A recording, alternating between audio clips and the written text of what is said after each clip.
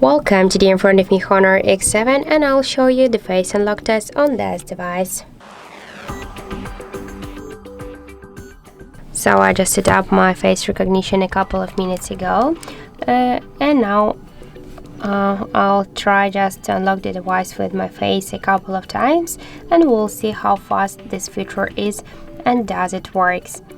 I'll just change it to direct unlock. So let's just start.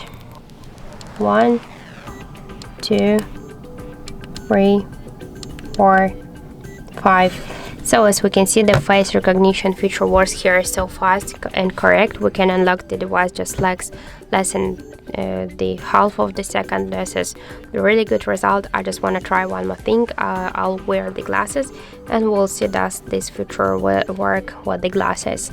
So 1 2 3. So as we can see, the face recognition also works correct with the glasses. I just suggest you to try this unlock method, but don't forget that the fingerprint, the face unlock is less secure than the passcode or pin code unlock methods.